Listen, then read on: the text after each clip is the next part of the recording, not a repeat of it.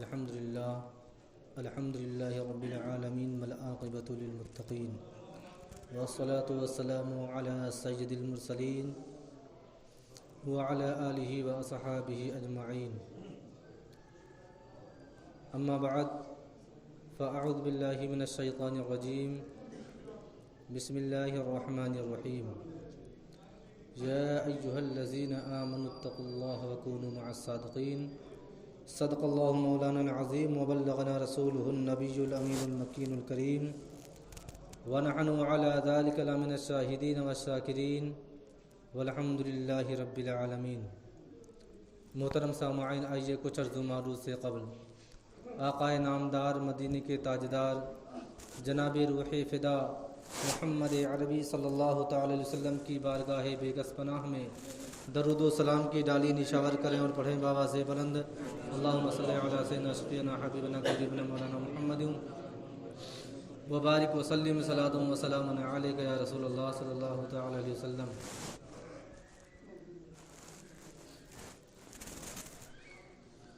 کوئی گل باقی رہے گا نہ چمن رہ جائے گا، کوئی گل باقی رہے گا نہ چمن رہ جائے گا، پر رسول اللہ کا دین حسن رہ جائے گا، پر رسول اللہ کا دین حسن رہ جائے گا۔ اور ہم سفیرو باغ میں ہے کوئی دم کا چہچہا، ہم سفیرو باغ میں ہے کوئی دم کا چہچہا، بلبلیں اڑ جائیں گی سونا چمن رہ جائے گا۔ اور اطلس و کم خواب کی پوشاک پہ نازا نہ ہو، اطلس و کم خواب کی پوشاک پہ نازا نہ ہو،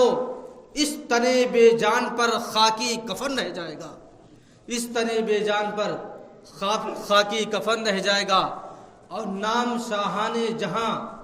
مٹ جائیں گے لیکن یہاں، نام شاہان جہاں مٹ جائیں گے لیکن یہاں، حشر تک نام و نشاں پنجتن رہ جائے گا، حشر تک نام و نشاں پنجتن رہ جائے گا۔ اور یہ آخری شعر کہ سب فنا ہو جائیں گے کافی وہ لیکن حشر تک، سب فنا ہو جائیں گے کافی وہ لیکن حشر تک، نعت حضرت کا زبانوں پر سخن رہ جائے گا، نعت حضرت کا زبانوں پر سخن رہ جائے گا۔ کوئی گل باقی رہے گا نہ چمن رہ جائے گا، پر رسول اللہ کا دین حسن رہ جائے گا۔ محترم سامعین، آج کا دن وہ دن ہے کہ 15 اگست کو ہندوستان کی سرزمین کو ظالم انگریزوں کے چنگل سے آزاد کیا گیا، اور 26 جنوری کا وہ دن ہے کہ جس دن ہندوستان کے دستور کو قائم کیا گیا۔ 26 جنوری وہ دن ہے جس دن ہندوستان کے بڑے بڑے لوگ جن کا شمار بڑے لوگوں میں ہوتا تھا، 26 جنوری کے دن ان لوگوں نے سب کو برابر کا حق دیا جائے، اس وجہ سے سمویدھان کا انعقاد کیا، اور سمویدھان کو ہندوستان کی سرزمین پر قائم کیا اور نافذ کیا گیا، تاکہ آنے والی نسلیں یہ نہ کہیں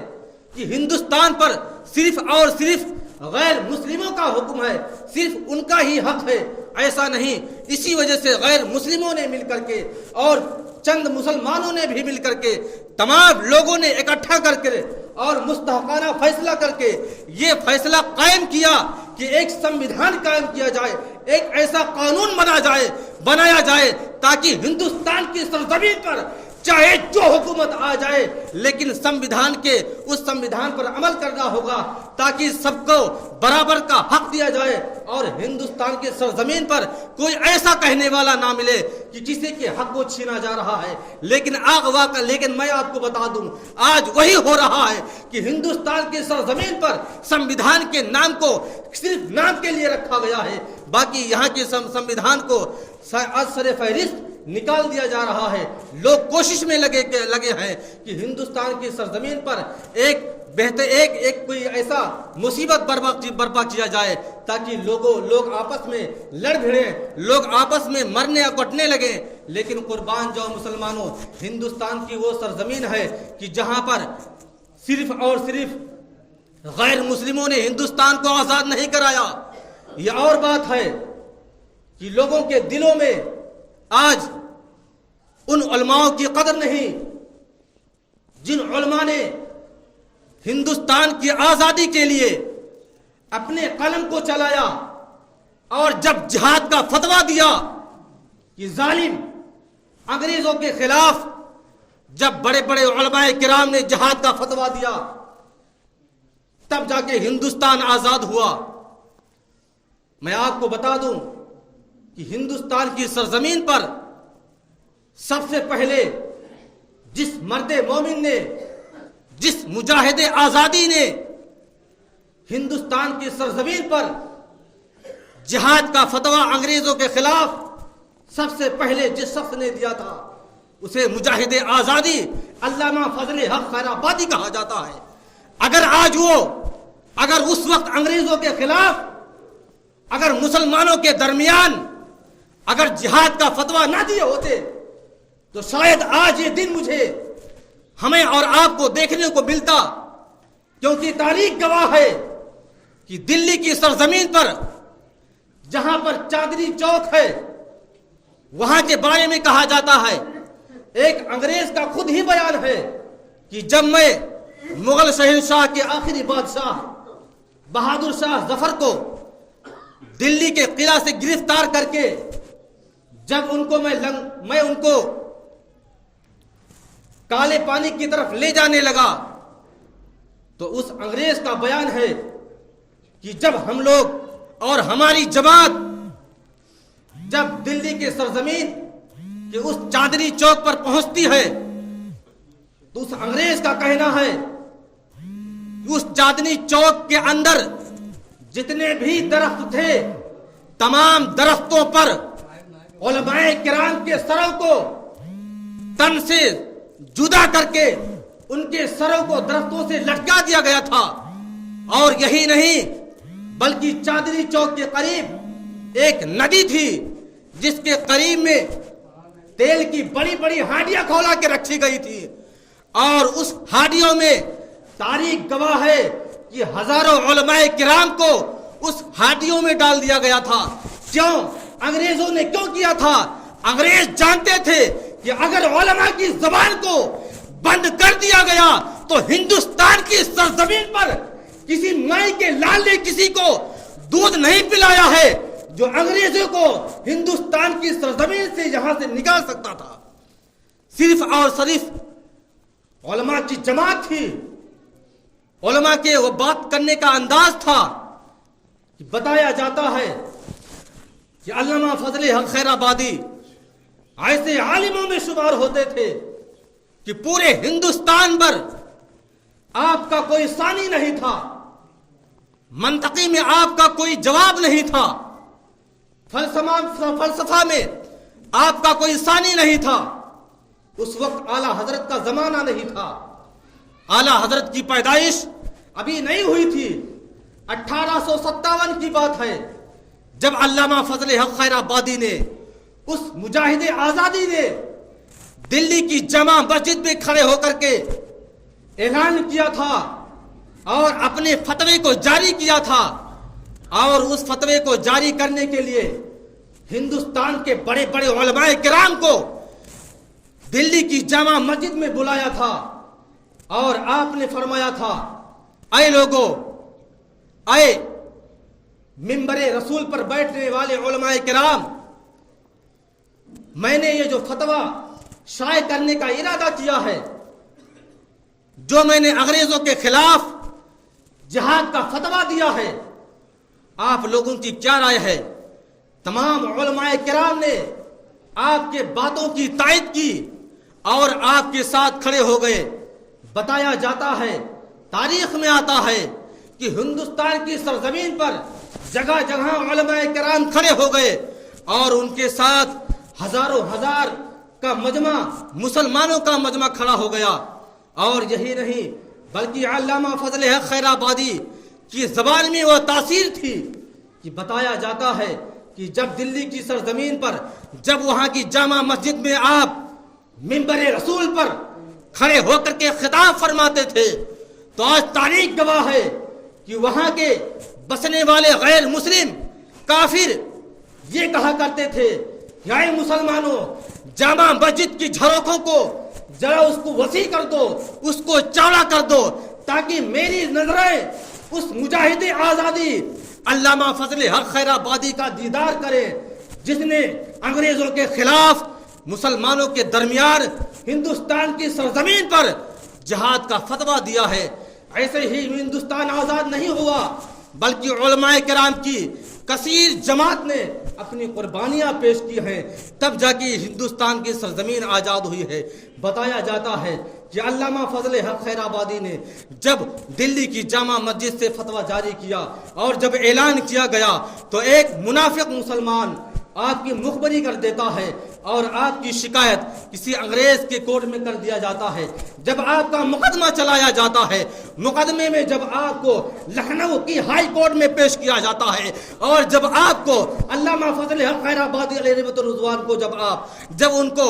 جب لکھنؤ کے ہائی کورٹ کے جج کے سامنے پیش کیا جاتا ہے تو آپ سے کہا جاتا ہے، جج سب سے پہلے کہتا ہے کہ اے مولانا، آپ اپنی باتوں سے رجوع ہو جائیے، اپنی باتوں کو واپس لے لیجئے اور آپ کو وحدے سے نواز دیا جائے گا، آپ کو کسی ہائی کورٹ کا جج بنا دیا جائے گا، لیکن آپ اپنی باتوں کو واپس لے لیجئے. یہاں تک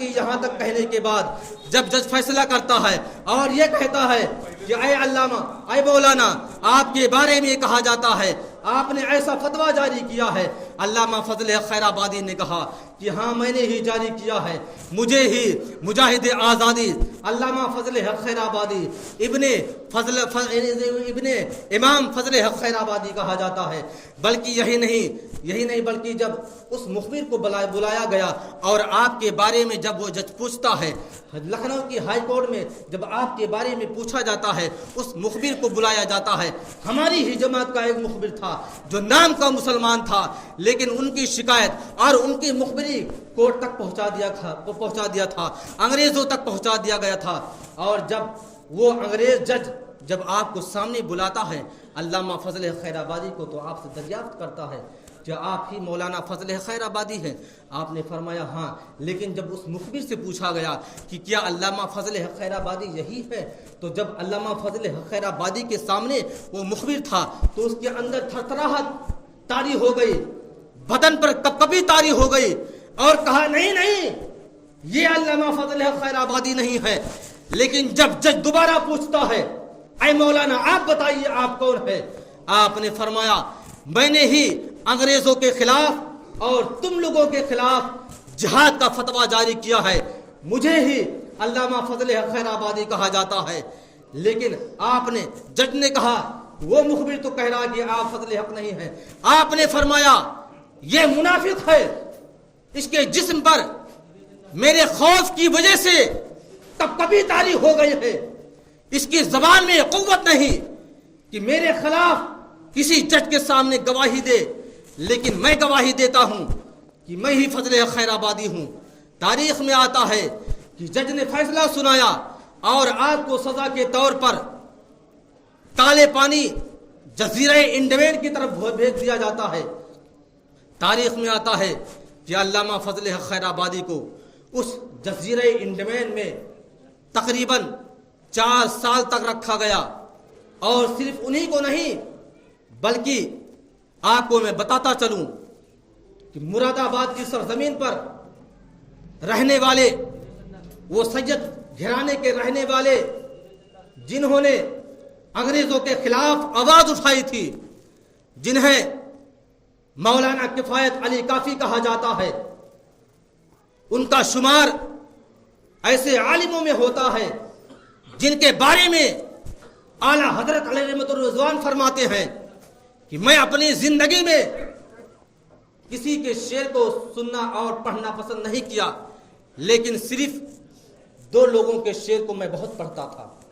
اعلیٰ حضرت فرماتے ہیں ایک تو अपने मरहूम बिरादर इमाम ज़मन हसन रज़ा अलैहि रहमतुल्लाह व रिज़वान के शेर को मैं पढ़ता हूँ, और दूसरे वो मर्द मुजाहिद हैं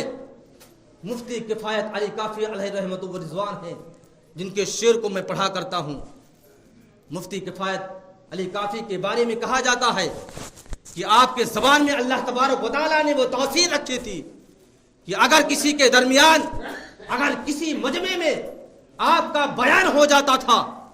तो लोगों पर वजह तारी हो जाता था, और लोग आपकी बातों को ऐसे मानते थे कि अगर आप इशारा करते थे तो आपके एक इशारे पर लाखों का मजमा इकट्ठा हो जाया करता था। अंग्रेज जानता था कि अगर मौलाना किफ़ायत अली काफ़ी इसी तरह अपने बयान को, अपने तकरीरों को हमारे खिलाफ बोलते रहेंगे तो वो दिन दूर नहीं कि हमें हिंदुस्तान की सरजमीन को छोड़ करके भागना होगा। अंग्रेज ये कहने पर मजबूर हो गए थे कि किफ़ायत अली काफ़ी ने अगर चंद जगह और खिताब किया, और अगर उनके खिताब को मुसलमानों ने सुन लिया और हमारे खिलाफ जो बोला जाता है अगर उस पर मुसलमानों ने अमल कर लिया तो यकीनन हमें हिंदुस्तान की सरजमीन को छोड़ना होगा। मुफ्ती किफ़ायत अली काफ़ी को गिरफ्तार करने के लिए जब आपके दरवाजे तक अंग्रेजों की जमात पहुंचती है, आप जानते हैं सिर्फ एक मर्द मुजाहिद को गिरफ्तार करने के लिए 3000 अंग्रेजों का दस्ता गया था। सोचिए, एक शेर को गिरफ्तार करने के लिए 3000 कुत्तों की जमात गई थी। 3000 वो जालिम अंग्रेज गए थे, जानते थे कि मुफ्ती किफ़ायत अली काफ़ी अलैहि रहमतुल्लाह रिज़वान को गिरफ्तार करना इतना आसान नहीं है। उनके साथ तो पूरे हिंदुस्तान के मुसलमान खड़े हैं। इस वजह से लोग गए थे ताकि कोई रुकावट पैदा न करे। मुफ्ती किफ़ायत अली काफ़ी के बारे में कहा जाता है कि जब आपको गिरफ्तार कर लिया गया और जब आपको कैद में रखा गया तो आपसे कहा गया कि ऐ मौलाना, आप अपनी बातों से रुजू हो जाइए। अगर आप जो कहेंगे आपको ओहदा दिया जाएगा, आपको किसी कोर्ट का, किसी हाई कोर्ट का आपको जज बना दिया जाएगा, आपको हिंदुस्तान की सरजमीन पर गवर्नरी दे दी जाएगी, आपकी खिदमत में तोहफे तहफ़ भेजे जाएंगे,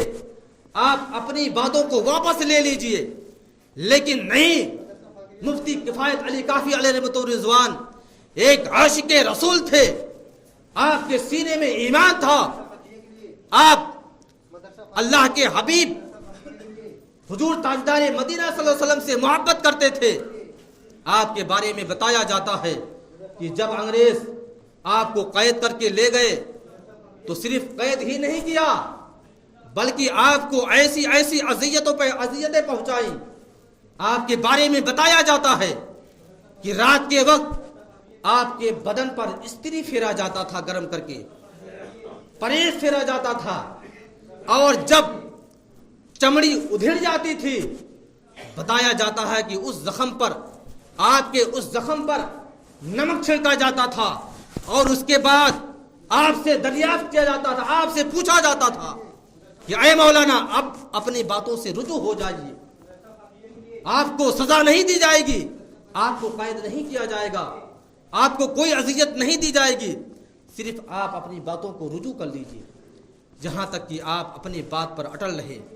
अपनी बातों पर कायम रहे। मुरादाबाद की सरजमीन पर, वहां के बीच चौराहे पर आपको फांसी देने की तैयारी कर ली गई, और जब फांसी की पूरी तैयारी हो गई तो जब फांसी के वक्त आपसे आखिरी मुराद पूछी गई कि आप क्या करना चाहते हैं, तो मुफ्ती किफ़ायत अली काफ़ी अलैहि रहमतुल्लाह रिज़वान, सोचिए, आपने फरमाया मैं 2 रकात नफिल नमाज अदा करना चाहता हूं और उसके बाद अपने नबी की शान में कुछ शेर पेश करना चाहता हूं। सोचिए, اگر کسی شاعر کا لڑکا اگر چھت سے گر جائے، اگر اسے چوٹ نہ لگے، لیکن اگر اس وقت اس سے کہا جائے کہ اے شاعر صاحب کسی بھی طرف آپ اپنا ایک شعر پیش کر دیجئے، ایک شعر بنا دیجئے، تو اس کی زبان لڑکھڑائے گی۔ لیکن قربان جاؤ مسلمانوں، مفتی کفایت علی کافی علیہ رحمت الرضوان کی ذہن پر اور ان کے عشق رسول پر کہ آپ کے سامنے پھانسی کا پھندا لٹک رہا ہے، اور اس کے باوجود آپ کی آخری تمنا کیا ہے کہ نبی کی شان میں کوئی شعر پیش کر دوں۔ آپ کو اجازت دے دی جاتی ہے، آپ شعر کیا پیش کرتے ہیں جانتے ہیں؟ آپ کا فرمان تھا، آپ کی آخری تمنا تھی کہ نبی کی بارگاہ میں شعر پیش کروں۔ آپ شعر پیش کرتے ہیں، کوئی گل باقی رہے گا نہ چمن رہ جائے گا، پر رسول اللہ کا دین حسن رہ جائے گا، اور ہم سفیروں باغ میں ہے کوئی دم کا چہچہا، بلبلیں اڑ جائیں گی سنا چمن رہ جائے گا، اور سب فنا ہو جائیں گے، سب فنا ہو جائیں گے، کافی ہو لیکن حشر تک نعت حضرت کا زبانوں پر سخن رہ جائے گا۔ سوچئے، اس کے بعد آپ نے جب یہ شعر پیش کیا، اس کے بعد آپ کو پھانسی کی سولی پر چڑھا دیا جاتا ہے۔ انا للہ و انا الیہ راجعون۔ اللہ تبارک و تعالی ہم تمامی مسلمانوں کو اپنے اسلاف کے نقش قدم پر چلنے کی توفیق و رفیق عطا فرمائے، اور اپنے اسلاف کے جیسے طریقے پر اپنے نبی سے عشق کرنے کی توفیق و رفیق عطا فرمائے۔ استغفر اللہ ربی من کل ذنب واتوب الیہ، وآخر دعوانا الحمد للہ رب العالمین۔ السلام علیکم۔